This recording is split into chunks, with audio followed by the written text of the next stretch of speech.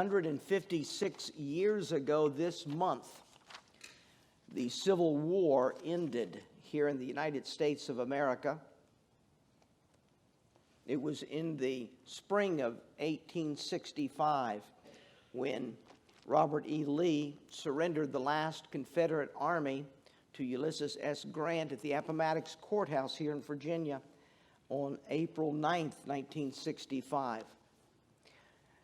That year, earlier in that year, the Congress passed the 13th Amendment, and then it was ratified in December of that year. The 13th Amendment abolished slavery in the United States and provided that, quote, neither slavery nor involuntary servitude except as punishment for crime whereof the party shall have been duly convicted shall exist within the United States or any place subject to their jurisdiction. This month was a anniversary of the ending of the Civil War, and regardless of whether your understanding of American history results in your seeing slavery as the major reason of the Civil War or merely one of many contributing reasons of the Civil War, few would dare to argue that slavery had nothing to do with the Civil War. And slavery is a horrendous blight on the character and the history of our country. And slavery has cast its shadow forward across the years of our heritage. You know, sometimes we come to times in our lives where we begin to see things differently than we had seen things. I know that there are many churches and many Christians who have some very strong prejudices against different ethnic groups. The president of the Bible college that Betty and I graduated from pastored a church in Detroit, big church, very large church in Detroit, Michigan, and they never had a black member in the church. When they led blacks to Christ on their soul winning and outreach, they would send them to a black church, would not baptize any black into the membership of that church. That was very common at that era in America. And I can remember sitting over in the warehouse in the early history of Community Baptist Church in an email back and forth with a preacher in one of the southern states who was strongly advocating that blacks should have their own restaurants, their own restrooms, their own churches, and should not be allowed to be a part of churches that are white.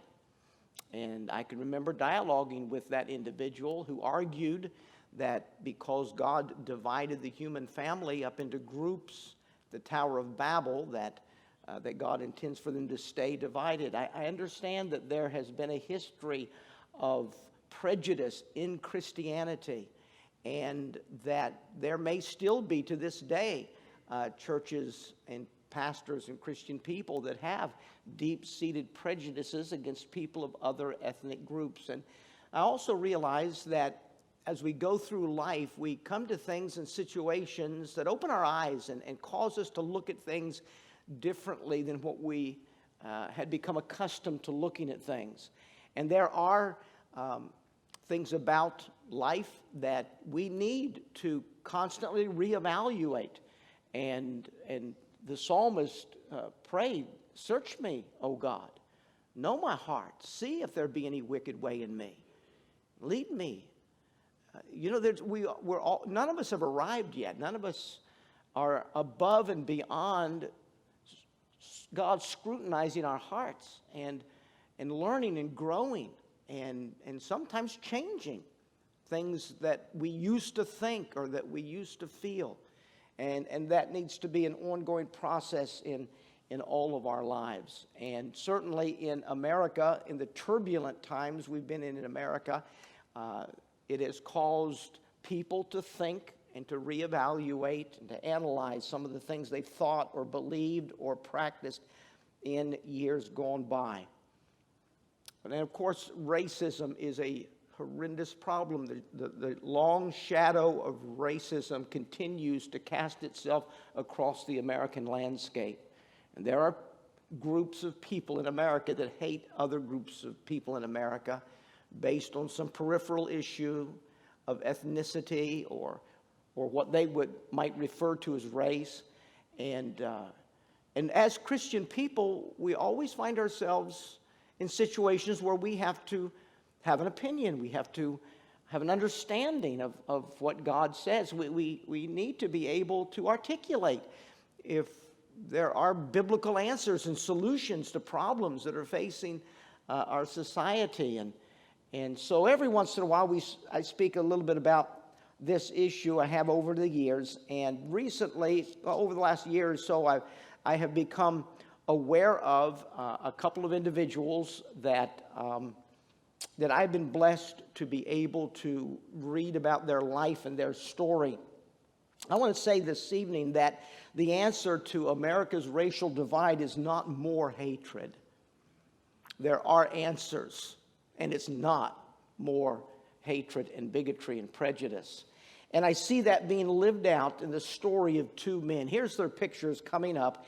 These two men share a story across America. They've been on Fox News. They've been on a variety of venues. They're both born-again believers. They are both active in ministry. One, Matt Lockett, who is on your right, the white gentleman, is head of a ministry over in Washington, D.C., and Will Ford, the one on the left, the black individual, lives and ministers out of Texas. And these two men share a story of suffering and abuse that reaches back into the pre-Civil War days and cascades forward to the present and ended in days of healing. Will Ford and Matt Lockett travel America preaching on revival and leading groups of Christians to pray for racial reconciliation in America. And they have a passion to see God work in our nation and bring us back to revival, back to the revivals of bygone days. And their story is a very interesting story. These two men met at the Lincoln Memorial a number of years ago on Martin Luther King Jr. Day. It was a celebration of Martin Luther King Jr. At the location and on the anniversary of the date that he delivered his famous "I Have a Dream" speech. The black gentleman, Will Ford, I believe might have been speaking at that event. Matt Lockett did not know Will Ford. Matt Lockett, through a series of circumstances and events, ended up there from the Midwest and attended the event and heard the testimony and the story of Will Ford and talked with him after the rally, the meeting, and both of these men developed a very close friendship and ministry relationship. Eventually, they would travel together and speak together in rallies, calling America to prayer for revival and for racial reconciliation. Will Ford would always travel with a iron kettle. You can see it in that picture. Let's go back just for a second, Matt. Sorry for the bad steer there. It is there at Matt Lockett, the white gentleman's knees. And the next slide will show you the kettle Will Ford is holding. I don't know. He's holding the kettle on the left. On the right hand, thank you. On the right-hand side, you may see that the kettle is upside down. He often has it upside down at where he's speaking. The significance of that kettle is important to Will Ford and Matt Lockett. The Ford family 200 years ago cooked in that iron kettle, and they also washed their clothes in that iron kettle. And then they would also turn it upside down and put a couple of rocks under the lips of under the edge of the lip of the kettle, so that it was elevated off the ground by a few inches. And at night, the slaves would meet together in that room, and they would lay prostrate on the ground on their stomach, and they would put their lips to the opening and they would pray into that kettle. So why in the world would anyone pray into a kettle like that? Because if they got caught praying, they would be beaten, sometimes murdered by their owners. Many, not all, but many owners would not allow their slaves to pray because they didn't want the slaves praying for freedom. They didn't want their slaves developing a hope that maybe someday they could be free. And so if they were caught praying, they would be beaten. Sometimes they would be beaten to death as an example to the other slaves to not disobey the master. And so the iron kettle was where Wilford's ancestors would pray. And they would pray for freedom, but not just freedom for themselves, because as history has passed down the stories, they really didn't see any hope for freedom in their era, in their generation. They prayed for the freedom of their kids and their grandkids and their great-grandkids. They prayed and they begged God. The reason they did that is because they found that when they prayed into that kettle, it muffled their voices. They would have a lookout at the door or window watching to make sure that somebody from the main house didn't come down and catch them praying.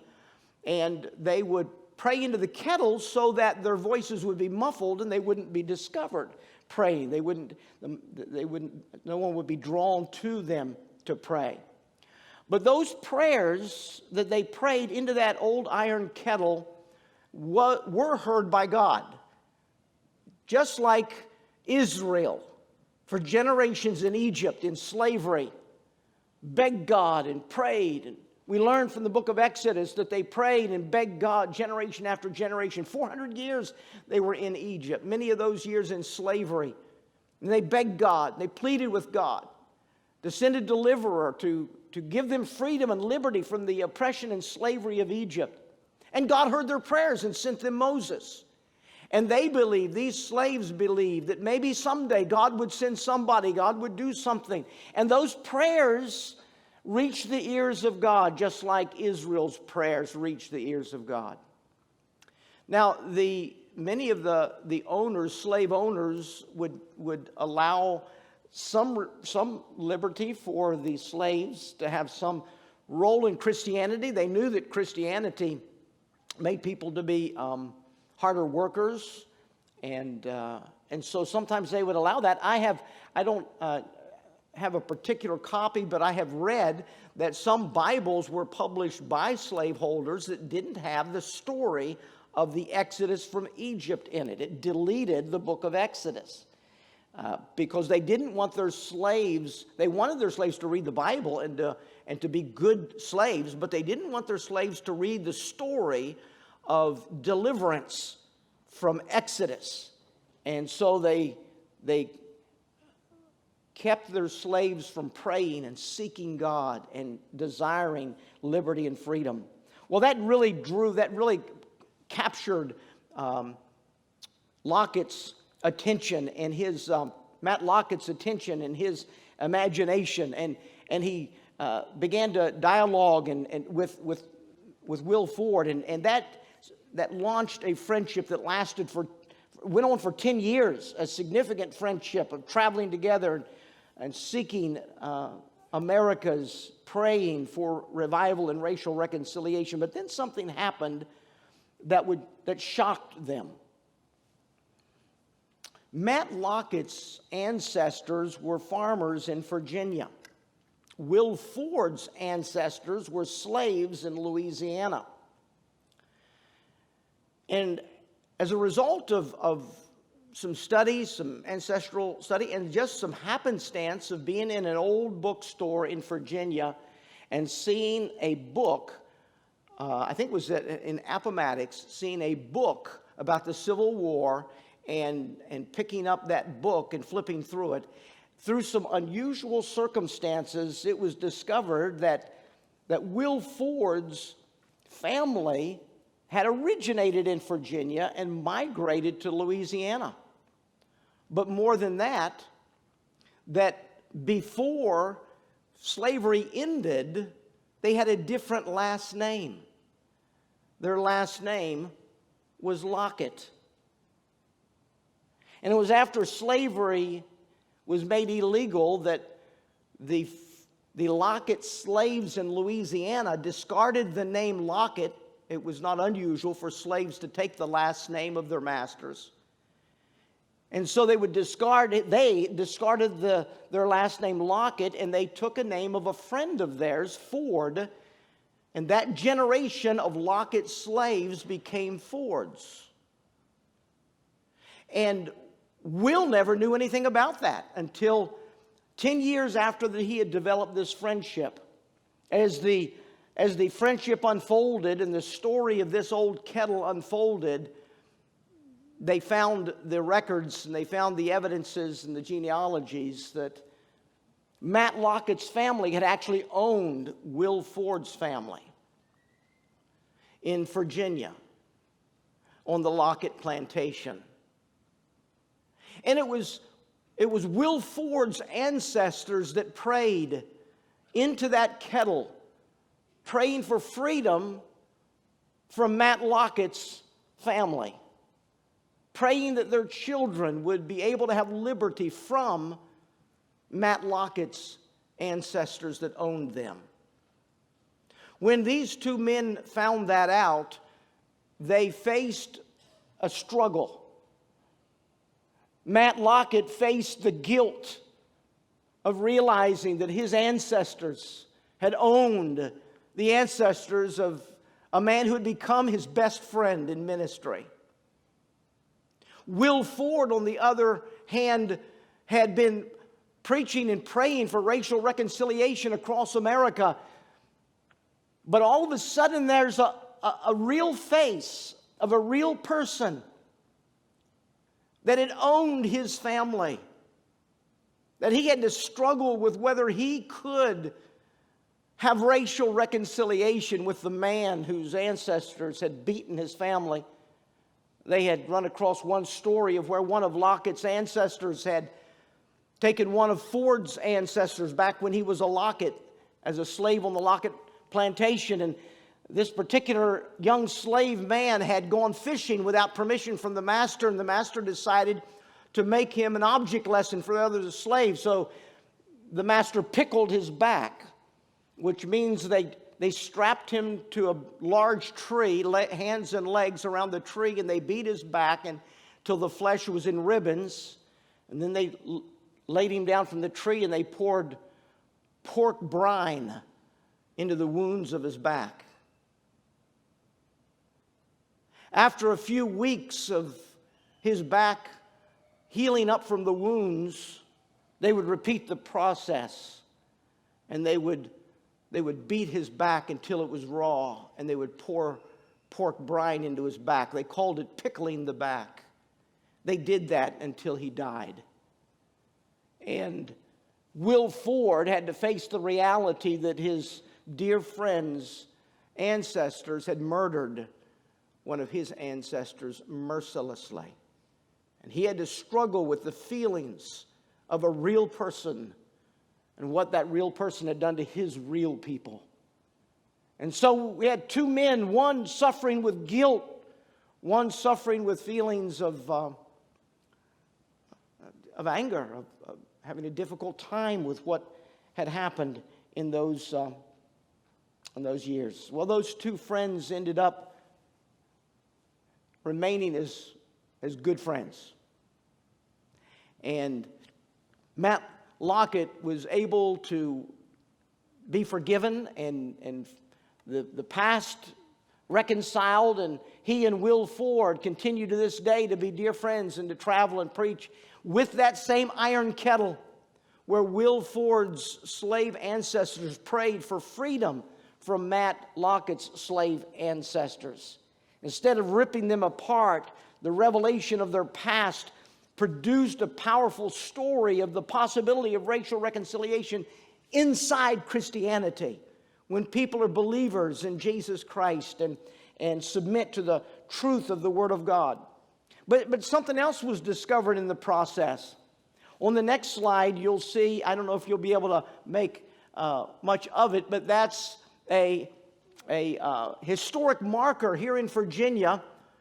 The last battle of the Civil War was fought in the Lockett Plantation front yard, just a few miles from Appomattox. The Confederate loss at that battle at the Lockett farmhouse precipitated Lee's surrender at the Appomattox courthouse 3 days later. So here these two men, bound together by ancestry, bound together by history, lives interwoven, now both seeking racial reconciliation in a country that still struggles with the problems of race. Now, there are three, you saw in your little worksheet that was given out, three questions I just want to throw out on the table in our last few moments. The first question, and all of these have to do with where we are as individuals. Where am I in these questions? Where am I personally? Every one of us have a different heritage, a different background. You may have been raised in a racist family. You may have been raised with deep prejudices in your family. You may have been raised in a family that never had any prejudice. We're all individuals. The question is, where am I in these questions? The first one is empathy or indifference. Where am I in this matter of empathy or indifference? Empathy, meaning caring for what someone went through. Could Will Lockett empathize with Will Ford's knowledge of the murder of his ancestors and the beating of his ancestors and the horrible treatment his ancestors received from the Lockett family? Could Matt Lockett empathize with that? Could he enter into Will Ford's pain? Could he feel for him? Or is he indifferent? You know, some people say, hey, look, those of you who are black, you weren't there during slavery. I wasn't there during slavery. Neither of us were directly impacted by slavery. Get over it and let's just get on with life. With no empathy for the heritage of that person or what their ancestors may have gone through. My question is, do I care about other people's hurts? Because it didn't end with the ending of slavery. It continued on long beyond slavery. The treatment of blacks, even after they were free, the treatment of blacks. I read an article on the critical race theory that mentioned a movie that was made from a true story of a young black Harvard lawyer that graduated some 30-some years ago from Harvard and went to Alabama with the burden of his heart not to become rich and famous, even though he had a Harvard law degree, but to go to Alabama and give his life to help black men that are incarcerated without evidence. And I watched that. It's not a movie I would necessarily recommend for families. It's got some very salty language in it. I normally don't watch anything like that. I never do for entertainment purposes. I watch this for documentary information about. I wanted to better understand and that's in my lifetime. That's what's happened in my lifetime in the last since we started Community Baptist Church. This young Harvard lawyer, and the name of it was Just Mercy. And what a powerful opening up of the eyes of what has happened in my lifetime. My question is, do I care? Or am I indifferent? I'm not affected. It doesn't enter into my life. What do I care what happens down in Alabama? Am I indifferent or do I care? Can I hear the cries and prayers of generations of black people lying prostrate on the ground, praying into the edge of an old iron kettle begging God for freedom and deliverance from the atrocious treatment that they had and were receiving. You see, long after slavery was illegal in America, the problem of prejudice continued. And when it was no longer legal to own a slave, the campaign to remove blacks, to get rid of blacks, to belittle blacks, the torch of that was picked up by the scientific community under the name of evolution. The eugenics society that believed that there are certain races of people that are subhuman and really don't have the right to live or the right to have dignity in their life. The eugenics societies began in order to be able to identify those groups of people who genetically are inferior to other groups of people, so that they could politically develop systems that would discourage the reproduction of those people or kill those people, so that we could rid our country of genetic material that will produce inferior families. Kind of one of the things that were behind it was the idea that we have a limited food supply, and if we allow these imbeciles, and that was one of the words they used, or these morons, that was another word they used, if we allow them to reproduce, they will consume the food supply, and the superior races, the superior genetic existence will not be able to reproduce as quickly, and therefore our entire human race will go downhill if we allow these imbeciles and morons to reproduce. And so eugenics societies, do you realize that the last law in, I think it was North Carolina, that forbid forced sterilization of black women or poor women, because it was believed, at that time science believed, that poverty is genetically passed from parent to child, just like any genetic characteristic. They thought, scientifically, they believed that poverty was a part of our genetic makeup. And so the sterilization of white poor women, all black women, the sterilization of people that are inferior, that we don't want to allow to reproduce, so they take the space and the food away from we Caucasians that are the superior race. The last law that forbid that in North Carolina was just stricken from the records in 2003. I mean, this eugenics was all in the 1900s. And when you go back and study the eugenics boards and what they said and what they taught and who was behind it, where the money came from. You ever heard of Procter & Gamble?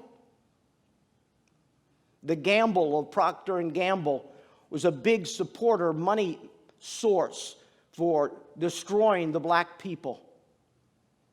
The eugenics mechanism was used to keep blacks from being born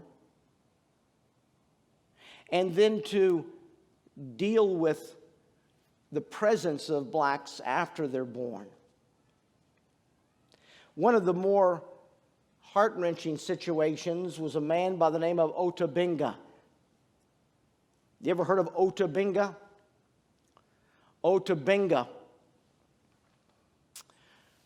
died in 1916. Otabinga was 4 foot 11 inches tall. He was captured in Africa and brought to America to be put on display at the St. Louis Exposition. And after the St. Louis Exposition, he spent a number of years in the Bronx Zoo. Over 40,000 people came to stare at Ota Benga in a cage with some monkeys in one weekend at the Bronx Zoo in the early 1900s. It was believed that he was a missing link. He was an inferior human being with no rights for dignity. He was just an ape, just a little bit beyond an ape, maybe a little bit closer to we Caucasians than an ape, but he was still an animal.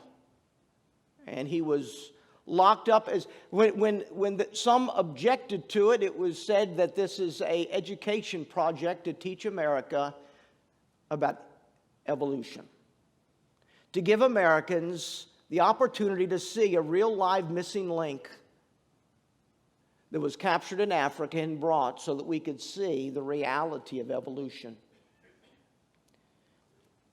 Ota Benga committed suicide at 33 years of age in depression from how he'd been treated and his inability to get back to Africa. He's buried in Lynchburg, Virginia. Ota Benga is perhaps the best known black individual who was so horribly treated by whites. In this whole eugenics thing, this whole genetic thing that says there are some human beings that are inferior, that don't have a right to live, that don't have a right to dignity, and that have been treated horribly here in America up until not very long ago. And some would argue in some places still being treated horribly. Here's a second question. The second question comes from the passages of Scripture. In fact, the first question, here's the Bible answer to that. Do I care? Do I care? I mean, I'm not impacted by any of that. And I read in Ephesians chapter 4, verse number 29, let no corrupt communication proceed out of your mouth, but that which is good to the use of edifying, that may minister grace to the hearers, and grieve not the Holy Spirit of God, whereby you're sealed unto the day of redemption. Let all bitterness and wrath and anger and clamor and evil speaking be put away from you with all malice. Be ye kind one to another, tenderhearted, forgiving one another, even as God for Christ's sake hath forgiven you. Be ye therefore followers of God as dear children, and walk in love as Christ also loved us and hath given himself for us as an offering and a sacrifice to God for a sweet-smelling savor. I mean, that's the Bible answer. They weren't told to be kind to the Jews. They weren't told to be kind to any particular ethnic group. They were told to love, to be kind, to be considerate, to care about people. And that really is the Bible answer to the racism question. It's not more hatred. It's not more anger. It's not inflaming people. It's learning how to love, to be kind, to be forgiving and caring. Regardless the characteristics of that individual. Do I care, or am I indifferent to the plight of others? Here's a second question. Is it influence or responsibility? Let me just summarize it quickly. It deserves an entire lesson or a study. Exodus 20 and Ezekiel 18 on face value appear to be contradictory, unless one realizes that Exodus 20 is talking about influence. Ezekiel 18 is talking about accountability and responsibility. In Exodus 20, moms and dads have got to be careful because they influence their children, that's generation 1, their grandchildren, that's generation 2, their great-grandchildren, that's generation 3, and their great-great-grandchildren, that's generation 4. The influence in a family, this was particularly true when families didn't live all over across America, when they lived in close proximity to one another, and the involvement in their lives, the aunts and the uncles, the grandparents, the multi-generations. There was a powerful impact. There was a powerful influence. And God says, you be careful how you live, because your influence will influence your children to the third and fourth generation. And they may end up doing the same thing you do. In fact, they're likely to end up doing the same thing you do. So be very careful how you live. But Ezekiel 18 takes that concept that it's more than influence, it's accountability. My children are guilty for the sins I commit. And God will punish my children for the things that I do. If I eat sour grapes, they're going to pucker up because their teeth are set on edge. And God said, don't say that anymore. Quoted by both Jeremiah and Ezekiel. Don't say that anymore. That's not true. And then the rest of the 18th chapter of Ezekiel, I wish we had time to go through it another time. The rest of the chapter, God lays out different case scenarios. What if you have a righteous man that has a rebellious son? Will God be nice to the rebellious son because of the righteous dad? How about if you have a rebellious dad, but his kids see the end result of the judgment of God in the life of their parents, and they make better choices and they live righteous lives? Will God still punish them because the parents? He laid out scenarios and he argued that every individual is accountable to God for themselves.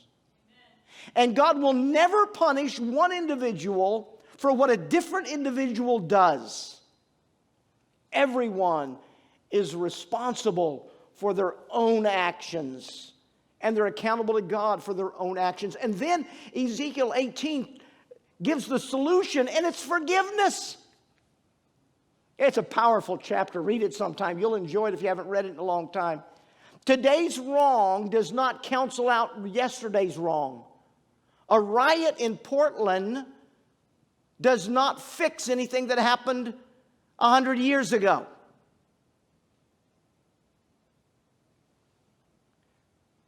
Responsibility and accountability is an individual situation. And regardless of what happened in the past, I am only accountable to God for what I do. And that's the biblical answer.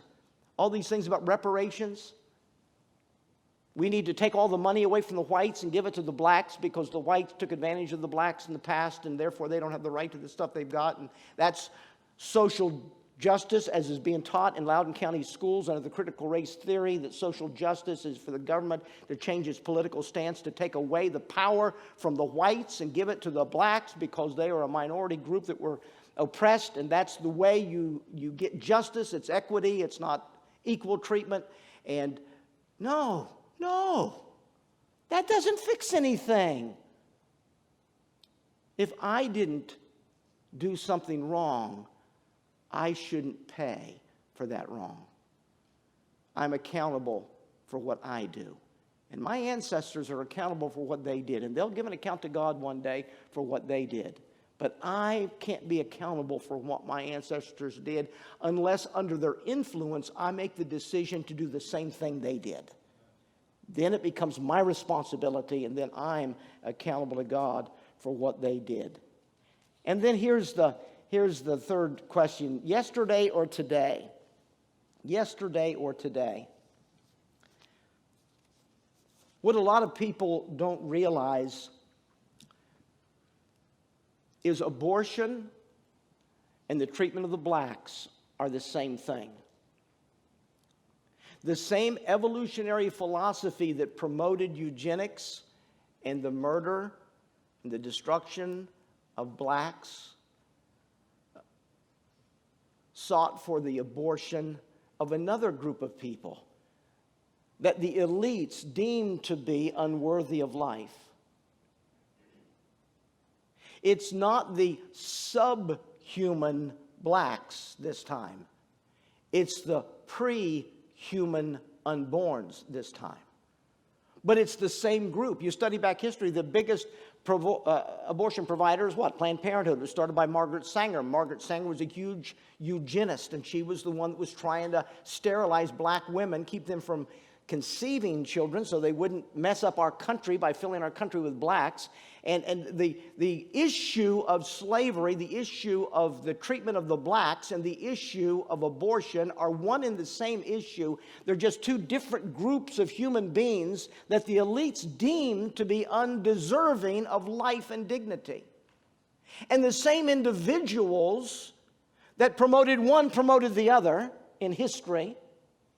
And it all comes from an evolutionary philosophy of life that we've evolved, and some of us are more worthy than others are worthy. And so the solution, the question is, if I'm against slavery, anyone who's against slavery ought to be as adamant about being against abortion. Pastor Ryan and I talked about this, and he shared some things with me, some insights that he had, some perspectives that he had that I hadn't really considered. And then I was reading a book on the development of these two guys' lives, Matt and Will. And turns out that their campaign is not merely a campaign for racial reconciliation. Their campaign is racial reconciliation and the destruction of Roe versus Wade. The destruction, the reversing of abortions in America. Because of the same issue. It's the elites identifying a people group that don't have the right to live or the right to dignity in their life. And then giving my life to be able to destroy that people group. Am I today as adamant against abortion as I think people should have been adamant against slavery? And if I'm not as adamant against abortion as I wish people were adamant against slavery 200 years ago, then I'm not thinking clearly, yesterday or today.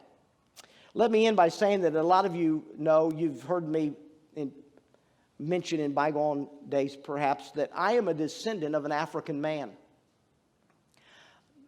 Our family genealogy continues to be researched. I recently ordered a DNA kit. I have a cousin that asked me if I would do a paternal DNA test. They're trying to clarify some things in the Aylestock genealogy as to whether or not American Indian is also in our genetics. And so I'm waiting for the kit to arrive to be able to do the DNA test to help with the family research of the Aylestock genealogy. Here are the generations of Aylestocks back to the first Aylestock in America. I am the ninth. I am the ninth generation of Aylestocks in America. The first generation from the late 1600s or early 1700s was an African man that his name has yet to be discovered. But it's believed that he was from Mali or Nigeria. There's Nigerian traces in the paternal Aylestock genetic string. There is traces of Mali, Nigeria, and southern Bantu people. And so the first Aylestock in America was a black man in the early 1700s. He had a son. The first Aylestock born in America was Michael Aylestock, back when the spelling was different. He had a son by the name of Absalom Aylestock Sr., who had a son by the name of Absalom Aylestock Jr., who had a son by the name of Samuel Aylestock, who had a son by the name of Estridge, who bore my grandfather, Parley, who bore my dad, Lloyd, who bore me. I'm the ninth generation from a fully 100% black man from Africa. Something I didn't know until just this last week is that my grandfather, Parley, was the first generation of Aylestocks to be listed in the census as white during his entire life. Every generation from Estridge back on some censuses were white. Some senses they were free Negro. Some senses they were mulatto. But the first Aylestock who was listed as a white man in every census during his life was my granddad. That's not very far removed. The first Aylestocks were listed in census documents as free Negroes, which means they were pre-slavery. They weren't slaves. They were free. They were indentured servants, but they weren't. Slavery wasn't around yet. It wasn't a part of all blacks' existence. I have a rich heritage, a blending of Africa and Europe, and maybe even some American Indian. They're still trying to figure it out. I have a rich heritage. That might contribute to my excellent immune system. Because when you narrow down the gene pool, you've got problems. You want to be healthy, choose your parents well. The more diverse a gene pool, the less possibility of harmful mutations that deteriorate health. And maybe, just maybe, the reason I hardly ever get sick. Never had a flu. I don't think I've had a vaccine of any kind since I was a kid. Maybe it's because of the richness of my heritage, drawing from gene pools around the world. And then for the sake of my kids, I chose a wife from Canada to throw in some royalty there. She's in the nursery, so she can't hear me. But I remind us that we all have rich genetic heritage. Because as Professor Samuel Richards wrote, who teaches a course in race and ethnic relations at Penn State University, he wrote that we're all black, that genetically all humanity goes back to a black man and a black woman. And then with tongue-in-cheek, he encouraged people that the next time the Census Bureau sends somebody to your door and they ask you of your race, tell them you're black, no matter what shade of pale you might be. We are all black, according to more recent genetic research, which means Adam and Eve were black. And over the years, we've lost some of the darkness of our skin tone gradually in different parts of the world, but we all have a rich heritage. And that rich heritage is God's creation of who we are as people. God's answer to racism is love people, care about people, realize that what we do today cannot fix what was done 100 years ago. Admit what happened. It was wrong. It was horrible. Whites in America were viciously sinful in the way they treated blacks throughout American history. Admit it. Own up to it. You're not accountable for it. And nothing can be done to you because of it. But care about people. Admit what happened. Listen to the person who's hurting. Let them know you care about the pain in their hearts. But teach them that they can't hold you accountable for what somebody else did 100 years ago.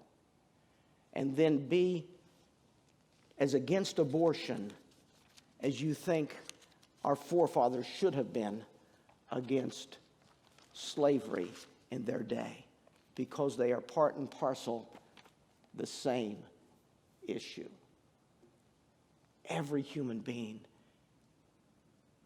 is a creation in the image of God and has dignity and value and is loved by God. And we need to treat each of them as the brothers and sisters they are to us in the human race. Thank you for joining us for part of a Sunday service at Community Baptist Church. I hope to meet you soon. May God impress His love upon your heart this week.